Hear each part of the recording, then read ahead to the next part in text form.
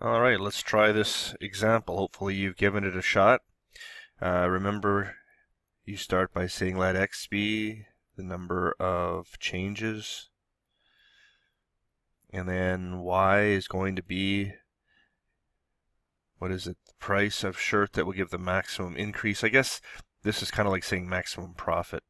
So y will be how much profit or money you're going to be making. So again, how do you make money? Well, you sell 300 shirts for $50. That's the stage that we're at. But it says if we increase the price by $2, they'll sell 10 less shirts. So it might be helpful to put a dollar sign here just so you know where you're going to add $2 to. So we're going to add 2. How many times are we adding $2? I don't know. X number of times. Might be once, might be twice. We'll see. And then what happens every time I add $2? I sell 10 less shirts. There's my equation. Okay? We should quickly multiply this. So 15,000 plus 600x minus 500x minus 20x squared. Notice again the x squared term is going to be negative.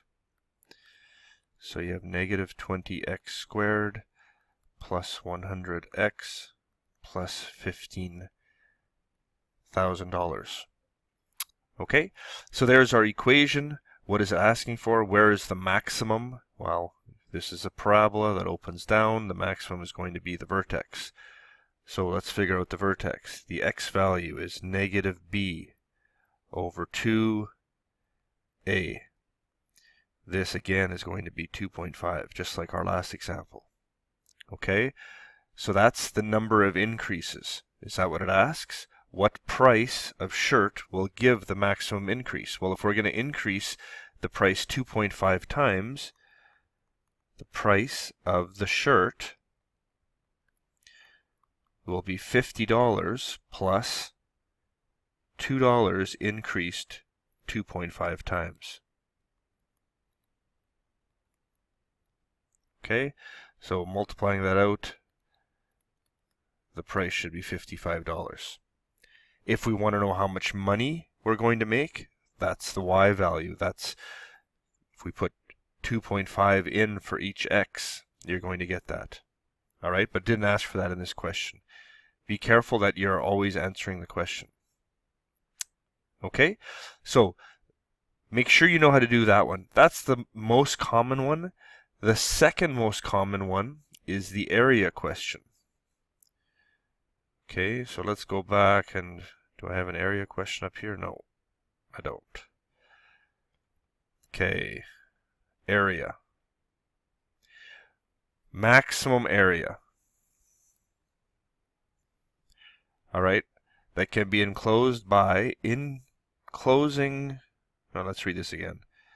There's an area that's enclosed by 120 meters of fencing if one side is on an existing wall. Okay, existing wall, this is a common theme. Sometimes it's a river, sometimes it's the side of a barn, but what it means is I don't need fence there.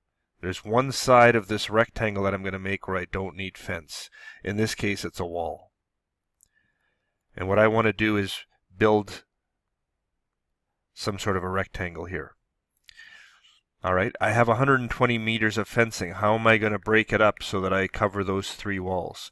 Well, usually you're going to say let x equal the side that happens twice, or 3 times, or 4 times. The one that repeats, there's more than one of them.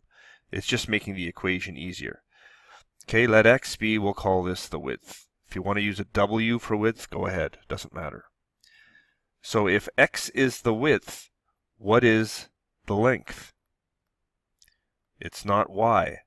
We're going to use 120 meters. If I have 120 meters to go around all these 3 sides, and I've already used x twice, this is going to be 120 minus the 2 x's I've already used.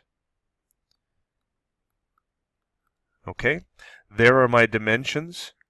Now how do I find area? Because that's what y is going to be. Area is length times width. And what are my two dimensions? X times 120 minus 2x. I actually went width times length, not a big deal. Okay, so multiplying that, I get negative 2x squared plus 120x. You can see this is a parabola because of the squared, and it's negative. This is going to be my maximum area. The x value will be what is the dimension that is going to give me that maximum area. Okay, so what is the x value? Negative b over 2a. This is 30. So this tells me, if I go back up here, this is 30. This is 30. All right, and now that we know that the width is 30, what's the length? Well, 120 take away 2 times 30. 2 times 30 is 60, so the length is 60. All right, so what is the question saying? What is the maximum area? Didn't even ask us for the dimensions. So what is the maximum area? Well, you can do this a couple of ways. You can figure out y from your equation. So you would put in 30 into the equation, y equals negative 2 times 30 squared plus 120 times 30. That's one way to do it. Or you now know that area is length times width. So just go 30 times 60. You should get the same answer. It's going to be 1,800 meters squared. Okay, let's go and see if we can do that second area question like that. Or is there not another one? No, I don't have another one. I know there's more in the homework. I know there's one in the homework where it says you got a rectangular wall, but you got a couple of compartments. Again, let x be each one. Do it that way. Okay, try them. Let me know if you need help. If you need help, send me an email, and hopefully I can help you with that. All right. That is the end of this unit. Okay. I already gave you the questions to do. Make sure you do the review. Make sure you do the practice test in the notes. Okay? Good luck with that. All right. One more thing. For those of you that actually have gone to the end of this lesson and have done all of this, I'm going to post a practice test. So this will be an old test that I would have given a few years ago. I'll post the practice test under reviews. You'll see that's one of the links on the side of our class page. We'll call it Chapter 4. Okay, it'll be called Chapter 4 test. So you can try the test to see if you understand this unit. If you want, submit the test to me, take a picture of it, send it to me, I'll mark it. Okay? So hopefully that'll help you. That'll just give you an idea if you're up to date and you're ready to start the new unit. I would suggest that you should have this unit completed before spring break. All right? So please try to do that. Again, let me know if you have any trouble.